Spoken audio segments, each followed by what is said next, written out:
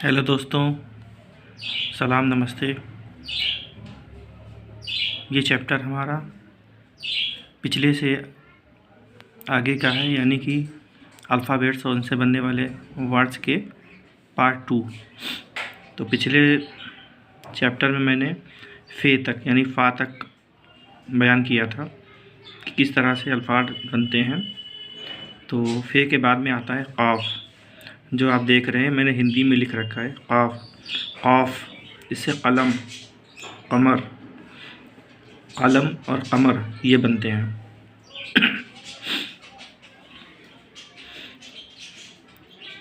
फिर आता है काफ़, इससे बनने वाले शब्द हैं कबूतर, कल, कमर। अच्छा, जो आप देख रहे हैं ऊपर कमर, कमर का मतलब चाँद होता है, जिसमें मैंने ये बना रखा है।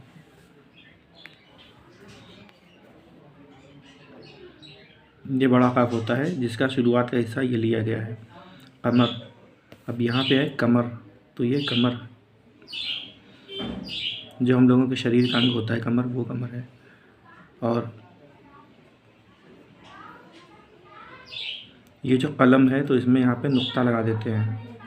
हिंदी के अक्षर का में एक नुक्ता लगा देते हैं जिससे वो का बन जाता है। और हिंदी में का या जो कमर होता है, मतलब जो है इसी तरीके के जो अक्षर बनते हैं सिंपल, वो ये होता है। और उसके बाद में आता है गाफ। ये है गाफ, इससे बनने वाले शब्द हैं गुलाब, गर्म, और इसी तरह से बाकी शब्द जो गा से बनने वाले हैं वो बनते हैं। फिर आता है यहाँ पे लाम। लाम से लट्टू, ये लहर, लाल, ये कलर होता है लाल। इसके बाद में आता है मीम। मीम यानी कि माँ, इससे माँ की आवाज़ निकलती है, जैसे माँ से मछली, माँ से मगर, माँ से मन। और इसी तरह से जो माँ से जो भी शब्द बनेंगे वो इसी से बनेंगे। फिर आता है नून यानी कि ना। ना जो अक्षर लिखा जाता है वो, अब ना से नल, नगर, नहर, नौ। फिर आता है वाव। वाव ये होता है, इससे वाह की आवाज़ निकलती है। अब उर्दू में वर्क़, बड़ा काफ़ है यहाँ पे, वर्क़। वज़न, वज़न यानी वज़न जिसको बोलते हैं, ये होता है वज़न। फिर आता है वर्म। फिर आता है हा। एक सिंपल हा जो हम लोग हिंदी में इस्तेमाल करते हैं वही है। और इससे पहले हम आपको बड़ी है के बारे में बता चुके हैं, जिसमें आवाज़ निकलती है हा की, जबकि ये हा है, सिंपल हा। तो ये है हा, और इसी को जब बीच में इस्तेमाल होता है तो इस तरीके से लटकनियाँ बनाते हैं। तो ये भी यही हा है जो, और ये बाद में आता है दो चश्मी है, तो ये भी यही हा है, इसकी आवाज़ सेम निकलेगी, लेकिन इसको है को जहाँ पे हम इस्तेमाल करते हैं तो बीच में या आखिर में इस्तेमाल करते हैं। तो ये जो है इसके बारे में जो है सिंपल हा जो हम लोग हिंदी में इस्तेमाल करते हैं वो है हा से हल, हम। अब यहाँ देखिए ये इस तरीके से हा को इस्तेमाल किया गया है यहाँ पे इस तरह से, लेकिन नीचे यहाँ पे हमने ये लगाया है, इसका मतलब ये वही वाला हा है। और अक्षर के अगर आखिर में लगाते हैं तो हम पूरा जो है ये वाला हा बना देते हैं, जैसे हा की आवाज़ निकलती है। फिर दो चश्मी है जो होता है उसमें हा की आवाज़ तो निकलती है, लेकिन किसी अक्षर को के शुरू में नहीं बल्कि आखिर में या बीच में इस्तेमाल किया जाता है। और ये जिस अक्षर के आखिर में जुड़ता है तो उसकी आवाज़ बदल जाती है। जैसे का है तो काफ और है मिला देंगे तो यहाँ पे खा हो जाएगा। ये जिसे हमने इस्तेमाल किया है तो दुख, तो काफ में यहाँ पे है जोड़ा है तो दुख हो गया, दुका नहीं होगा। अगर ये वाला है जोड़ देंगे जो यहाँ पे हमने गोल वाला है बनाया तो दुका हो जाएगा, जबकि ये दुख है, खा। और इसी तरीके से ये हमने चे और हे मिलाया गया है। और लाम, छल, छल कपट वाला छल है, तो ये छा बनाया है।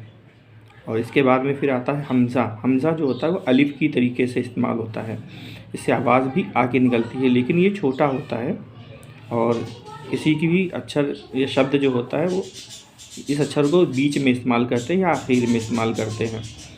तो देख लेते हैं यहाँ पे। तो ये आए, तो ये के ऊपर इस्तेमाल किया है तो ये एक या निकली आए। अब यहाँ पे कोयला, तो को काफ वाव को हमज़ा लगाया और ला कोयला, तो ये बीच में इस्तेमाल हुआ है। अलिफ कभी भी बीच में इस्तेमाल वैसे नहीं होता है, मात्रा के तरीके से होता है। तो यहाँ पे हम बीच में इस्तेमाल करने के लिए हमज़ा का इस्तेमाल करते हैं।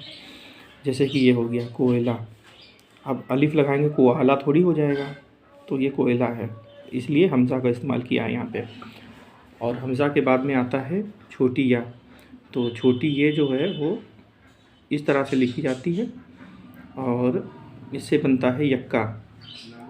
आखिर में मतलब बनावट के हिसाब से ये अगर आखिर में आते हैं तो इस तरह से बनता है, और ये होता है बड़ी है, ये बनावट के हिसाब से है, बल्कि इसका इस्तेमाल एक ही है और आवाज़ें अलग अलग निकलती हैं। आगे हम बाकी अक्षरों के बारे में बात करेंगे। तो फ़िलहाल अभी यहाँ पे छोटी ये और बड़ी ये पे हम ख़त्म कर रहे हैं। तो ये बड़ी ये है, इसके नीचे भी दो बूंदियाँ होती हैं या दो नुक्ते जिसको बोलते हैं। तो लेकिन जब हम बीच में इस्तेमाल करते हैं या शुरू में इस्तेमाल करते हैं, यहाँ पे जैसे हमने शुरू में इस्तेमाल किया है तो ये दो नुक्ते रखे हैं यहाँ पे, ये यक्का हो गया और इससे ई की आवाज़ निकलती है। अगर कहीं पे बीच में या शुरू में, बीच में या आखिर में लगाएंगे तो यहाँ पे बड़ी ई की आवाज़ निकलेगी, और ये जो बड़ी ए होता है इससे ए की आवाज़ निकलती है। या की आवाज़ तो दोनों में कॉमन है, जैसे आय लिखेंगे तो ये वाला लिखेंगे, और ऐनक लिखेंगे तो बीच में जो बनाएंगे चाहे ये बनाए चाहे ये बनाए, क्योंकि उसमें दो नुक्ते रखे जाते हैं तो दोनों में दो नुक्ते कॉमन है। तो बीच में अगर आते हैं आखिर में आएंगे तो इस तरह से बनेगा, इससे ए की आवाज़ निकलेगी। अगर ये आखिर में आता है तो इससे ई की आवाज़ निकलेगी। अब हम जान लेते हैं इसके बाद में संयुक्त अक्षर, यानी कि जिसे हम मिला के बनाते हैं, और इसके अलावा भी जो अक्षर इस्तेमाल होते हैं उर्दू में। तो ये एक आता है नून गुन्ना। तो ये नून गुन्ना जो होता है वो ये है, इसमें हम नून का नुक्ता नहीं रखते हैं तो इसको नून गुन्ना बोलते हैं। इससे अंग की मात्रा का इस्तेमाल होता है, कहीं भी आखिर में लगाते हैं तो ये इस तरह से बना देते हैं। जैसे कला, तो अंग की बिंदी लगा दी है, चंद्र बिंदी हो गई। फिर आता है लाम अलिफ। लाम और अलिफ को मिला के एक संयुक्त अक्षर बनता है, ये ला के लिए इस्तेमाल होता है। कहीं भी ला का इस्तेमाल होता है, जैसे भी हमने इस्तेमाल किया था लाल में, तो ये लाल है तो यहाँ पे लाम अलिफ का इस्तेमाल किया गया है। तो ये भी एक अक्षर मान लिया जाता है, लेकिन ये दो अक्षरों को मिला के बना था, लाम और ये अलिफ। फिर आता है भा, तो ये अक्षर है बे और हे को मिला के, जब जैसे मैंने यहाँ पे हमने बताया था कि दो चश्मी है जो होता है वह अक्षरों में मिला दिया जाता है, तो बे और हे को मिला के बनाया है भा हो गया। फिर पे और हे मिला के बनाया तो ये फा हो गया। ये उसी से शब्द बनेंगे जैसे फल वगैरह। तो शब्द भी आपको बनाना सिखाएंगे, पहले हम अल्फ़ाबेट आपको बता दे रहे हैं। तो ये फा हो गया, PH फा। फिर आता है ते, ते और हे मिला के था, तो ये ते और हे मिलाया ये था बन गया। था के बाद में एक आता है टे, तो टे में जब हे मिलाएंगे तो ये हो जाएगा ठा, इस तरह से TH ठा।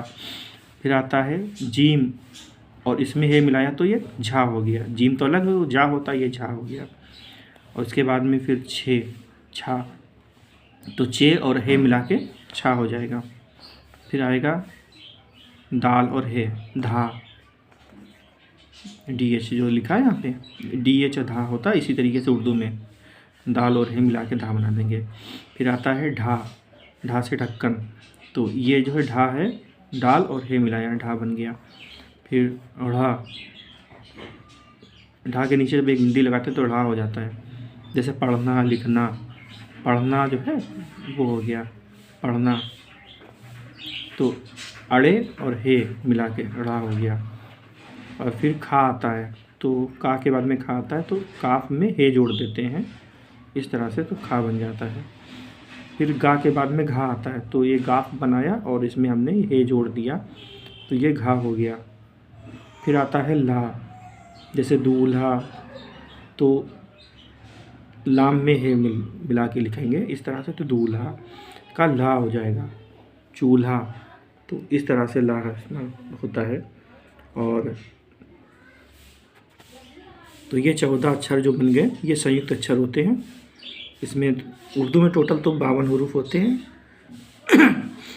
और जो उर्दू भाषा है वो अरबी और फ़ारसी संस्कृत के मेल से बनाई है। इसमें तुर्की भी और भारतीय और भाषाएं भी इस्तेमाल की जाती हैं। तो ये जब हम बोलते हैं तो उर्दू को, तो एक शीरीनी यानी मिठास सी महसूस होती है। और हिंदी में फ़िल्में और नाटक वगैरह जो भी होते हैं तो उसमें भारतीय जब भाषा का इस्तेमाल होता है हिंदी का, तो उसमें हम उर्दू को इस्तेमाल में लाते हैं और उर्दू के अक्षरों को, शब्दों को उसी तरह से इस्तेमाल करते हैं। जैसे कलम है तो कलम नहीं बल्कि कलम बोलेंगे, तो ये सही शुद्ध है। और इसी तरह से अगर सफ़ेद तो सफ़ेद नहीं बल्कि सफ़ेद, तो ये होता है। ऐसे वर्क तो वर्क नहीं बल्कि वर्क। ऐसे कुल होता है तो कुल जो है काफ से बनेगा कुल, और एक होता है कुल, तो 2 कुल होते हैं। तो ये फ़र्क करना पड़ता है। अगर आप उर्दू को इस्तेमाल कर रहे हैं बोलचाल में तो उसका सही प्रोनाउंसिएशन, सही उच्चारण भी ज़रूरी है। तो इसलिए हम इस तरह से आपको सिखाते रहेंगे। और अब जो है आगे हमारा जो अगला चैप्टर है तो उसमें हम इन संयुक्त अक्षरों से बने हुए शब्दों के बारे में जानेंगे। और उसके बाद में हम आगे जो है आपको शब्दों को बनाना और उसी तरीके से वाक्यों को बनाना ये सिखाएंगे। चलिए मिलते हैं भाई अगली वीडियो में, तब तक के लिए बाय। अपना बहुत सारा ख्याल रखिएगा। धन्यवाद। हमारा चैनल अगर सब्सक्राइब ना किया हो तो सब्सक्राइब कर लीजिए, हमारी वीडियो को शेयर करिए, वीडियो को लाइक कीजिए, और हो सके तो आप डाउनलोड करके भी इसे बार बार देख सकते हैं। बहुत सारा प्यार। और आज क्योंकि दिवाली का दिन है तो आप सभी को दिवाली की बहुत सारी मुबारकबाद। आपका दिन शुभ हो।